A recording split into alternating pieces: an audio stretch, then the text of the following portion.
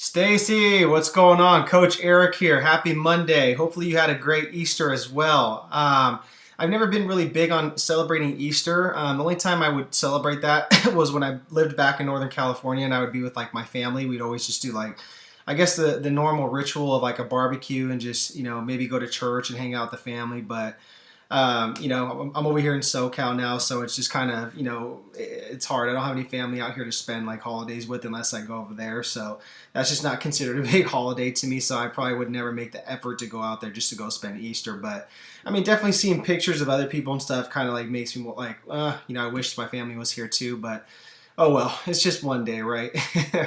But yes, I had an amazing weekend, to say the least. It was so much fun. I'm still really tired from it. Just very tough to recover. But yeah, it was so much fun. Just going to San Diego, just being with my really good friends from back home in Northern California. I grew up with those guys. I went to school with them. They all have different careers, which is really awesome. So it's just not me sitting there talking about like training, nutrition, stuff like that. But yeah, it's priceless to find just really good true friends, in my opinion. It really is. Like, I only have one good friend out here in Orange County, and he was actually there with us too, so it was really cool to bring him around. But it's tough. It's really tough to find trustworthy people, and three of my friends came up from Northern California, so we had a blast. Just being silly, talking about just old things that happened in the past.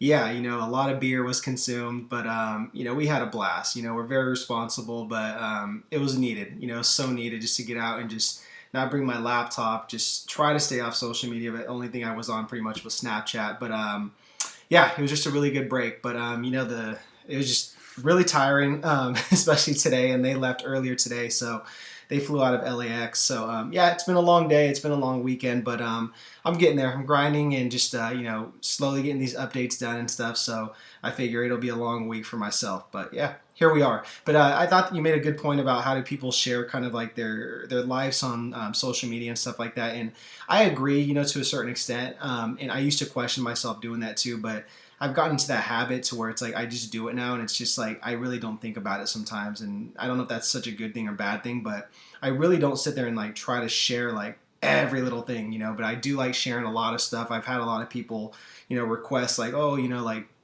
we'd like to see more of like, what you guys do on a day-to-day basis, the more authentic side of, the dynamic duo, this and that. So a lot of people appreciate it. They really like following our Snapchats, and I try to deliver some sort of like value, just show my authentic side, add a little humor, just not be fake or anything, just be myself. So far so good. I like it. But yeah, about girls posting naked pictures and stuff like that, that's never a good thing. And I can go on forever with social media and like these women that just, they're all sex appeal. It's all it is. And it's just sad because they have these huge followings, and it's like, it doesn't mean shit. It's just a number, and it's just a bunch of perverts out there just following them to look at them.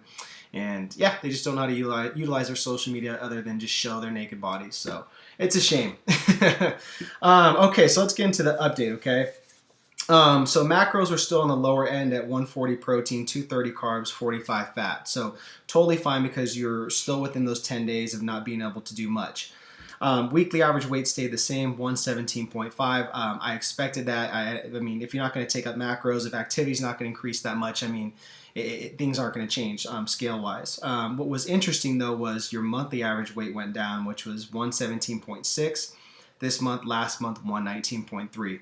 So that was a little surprising. But again, when you're keeping your macros lower, you're not doing a lot of resistance training and stuff like that, it doesn't surprise me that weight's dropping a little bit. But the monthly average kind of caught me off guard. Weight looks steady right now, like according to your tracking sheet. And I do anticipate it to probably drop a little more, but not a ton, but you might drop a little more. So don't be surprised. I thought that, and then your waist is still at 28 inches. And then I thought that was really interesting about like the NBA workouts and stuff like that, like that you list on your tracking sheet. They look really interesting. And you said that everything with, Steve Atlas is going great, that, they're very challenging workouts, or they're just very unique workouts, things that you've never tried. So they challenge yourself, and they challenge your body in a different way. And I'm sure it challenges your CNS system a lot too. So, you're doing like handstands, kind of these drills and stuff like that. So I think it's really cool, Stacy. And it sounds like you've really grown to appreciate it. Just the fact that there is other things outside of just traditional bodybuilding, powerlifting stuff, and it's a thing of beauty, you know. So I also think that, you know, that's why I have a great respect for, you know, when it comes to like all sorts of training. That's why I would never tell a client, hey, no, don't do this, don't do that. You know, that's not my place to do that. I want people to enjoy what they're doing. I want them to challenge themselves, and most importantly, I want them to be adherent to it. So be consistent. So yeah, I'm glad that you're realizing all that. It's really good to hear.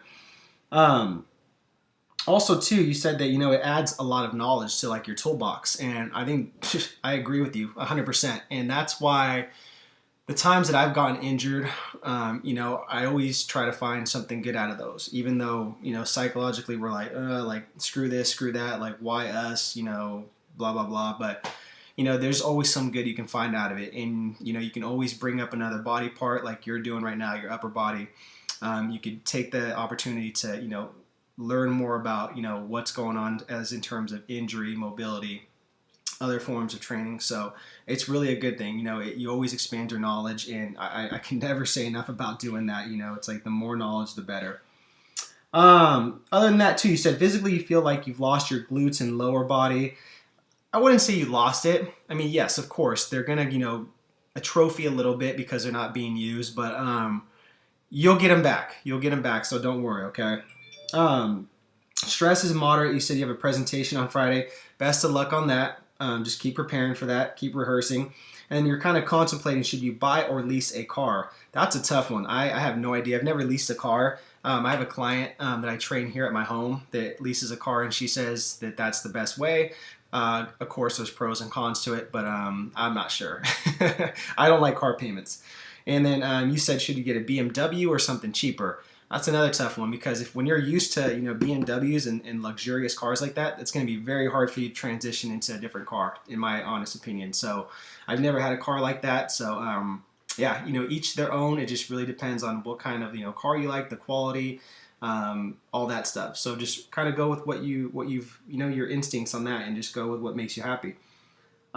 Sleep is decent. You said you kept your macros the same, but you know, you'll take them up a little bit, and that's fine. You know, go ahead and do that. You're motivated with the new training that you're doing. Awesome to hear. And then you had a question about how does one figure out how much like energy is expended within their week? And that's kind of tough to answer. And I would think that the most accurate way to do that is using like a heart rate monitor. Other than that, I don't know how you could figure that out, to be honest. You know, I don't know how you can track how much calories you're expending within a workout. You know, cardio, NEAT, thermic effect of food, basal metabolic rate. That's a tough one. So I would really think that you'd have to have some high-powered system that a lab would only have, or, you know, some sort of like a really good heart rate monitor to just pretty much get you that accurate indication. And then you had a question about how does one figure out their how does one figure out their macros if they're not really exercising and being active?